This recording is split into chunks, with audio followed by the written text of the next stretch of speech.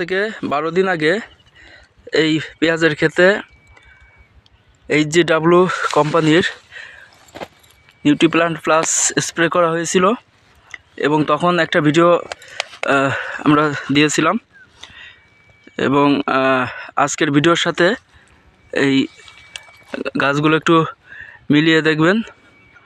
আগের ভিডিওতে এই পেঁয়াজের গাছগুলো কেমন ছিল আর এই 12 দিনে নিউট্রিপ্লান্ট প্লাস স্প্রে করার পরে এটার চেহারা কেমন হয়েছে।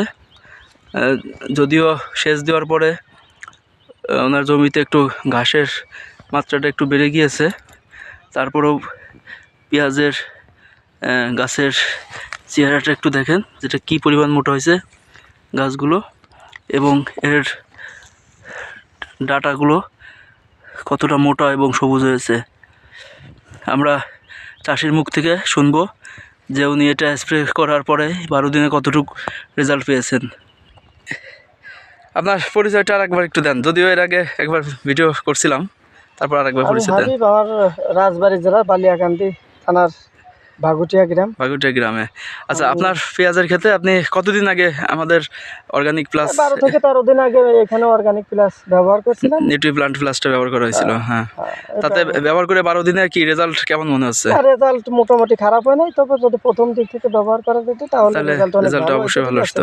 কিন্তু একটা ওষুধ দিয়েছে যার কারণে হয়তো বা যতটুকু প্রত্যাশা ছিল অতটুকু প্রত্যাশা মাফিক হয় নাই। বুঝতে পারছি। আচ্ছা যাক, যেহেতু 12 দিন হয়ে গেছে তো এখন আপনি আরেকটা করে দেন। তো যে আমাদের পেঁয়াজে হচ্ছে টোটাল 4টা স্প্রে দিতে হয়, তো সেখানে আপনার একটা দেওয়া হয়েছে আর হয়তো একটা দেওয়ার সময় আছে, আর তো দেওয়া সম্ভব না। তো যাক 4টা জায়গায় 2টা স্প্রে দেওয়া হয়েছে, তাতে মোটামুটি যতটুকু রেজাল্ট আসছে যাক আশা করা যায় আগামীতে শুরু থেকে করলে বেশি রেজাল্ট পাওয়া যাবে নাকি? আগামীতে ইনশাআল্লাহ। হ্যাঁ, যখন আবার আগামীতে শুরু করবেন কোনো রাসায়নিক সারের দরকার নাই, আপনি শুধুমাত্র এই অর্গানিক প্লাস স্প্রে করেই আপনি যে কোনো ফসল করতে পারবেন।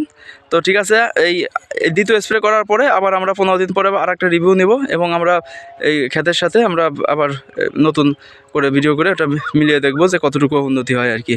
ঠিক আছে, ভালো থাকবেন, পরবর্তীতে আবার যোগাযোগ করবো আপনার সাথে।